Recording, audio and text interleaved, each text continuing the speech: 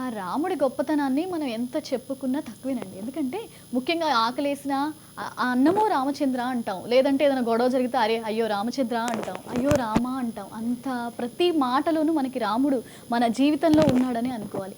ఈ అన్నమో రామచంద్ర ఇది అయోధ్యకి సంబంధించి ఒక అవినాభావ సంబంధం ఉంది అంటారు. ఒకసారి దాని గురించి తెలియజేయండి. వాస్తవానికి రామచంద్రుల వారు పరిపాలిస్తున్నటువంటి సమయంలో దాదాపుగా 11,000 సంవత్సరాలు రాజ్యపాలన చేసినాడు రామచంద్రుల వారు. అయితే ఆ రామచంద్రుల వారు పరిపాలిస్తున్న సమయంలో ఏ ప్రాణికి కూడా ఆకలి అనేటువంటి శబ్దము లేదు. ఎందుకు అంటే ప్రతి జీవికి కావలసినటువంటి అవసరాలు ఏవైతే ఉన్నాయో ఆ రామచంద్రుల వారు తీర్చినారు. అయితే అన్నమో రామచంద్ర అని చెప్పేసి అంటే మనం ఎప్పుడైతే ఏదైనా బాధలో ఉండినట్లయితే ఆ రామచంద్రుల వారిని స్మరిస్తే చాలట, వారికి సకలమైనటువంటి శుభకార్యాలు, వాళ్ళకి కావలసినటువంటి వస్తువులు ఏదైతే ఉన్నాయో అవన్నీ కూడా సమకూర్చేటువంటి శక్తి ఆ రామచంద్రుల వారికి ఉన్నదట.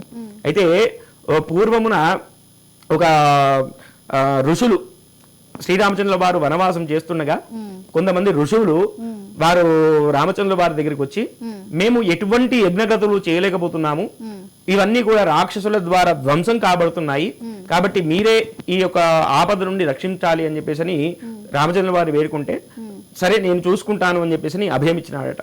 అప్పుడు సీతమ్మ అంటుంది, మనకెందుకండి ఈ గొడవలు, మనము వనవాసంకి వచ్చినాము, మీ నాన్నగారి యొక్క ఆజ్ఞ మేరకు మనం వనవాసంకి వచ్చినాం కదా, మరి వనవాసం వచ్చిన తర్వాత రాక్షసులతోటి ఎందుకు గొడవ పెట్టుకోవడము అనవసరంగా అని చెప్పేసి సీతమ్మ తల్లి అంటే అప్పుడు రామచంద్రుల వారు అంటాడు కదా, నేను నా ప్రాణ సమానమైనటువంటి నిన్ను వదులుకోవడానికైనా కూడా సిద్ధమే, నా బాహ్య శరీరమైనటువంటి లక్ష్మణుని నా సోదరుణ్ణి వదులుకోవడానికైనా సిద్ధమే, ఆఖరికి నా ప్రాణాలు వదులుకోవడానికైనా సిద్ధమే, కానీ నేను ఒక్కసారి మాట ఇచ్చినట్లయితే ఆ మాటను మాత్రము వెనుకకు తీసుకునేటువంటి అవకాశము లేదు.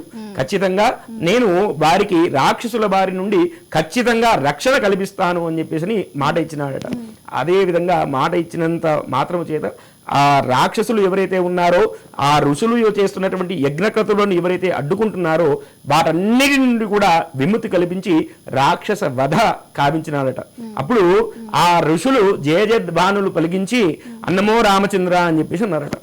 అప్పటి నుండి అన్నమో రామచంద్ర అన్నమో రామచంద్ర అని చెప్పేసి అంటే వారికి ఎటువంటి ఆపద ఉన్నా కూడా రామచంద్రుల వారు వచ్చి ఖచ్చితంగా కాపాడతారు అనేటువంటి భావనతో ఈ యొక్క అన్నమో రామచంద్ర అనేటువంటి పదం అనేది వచ్చింది.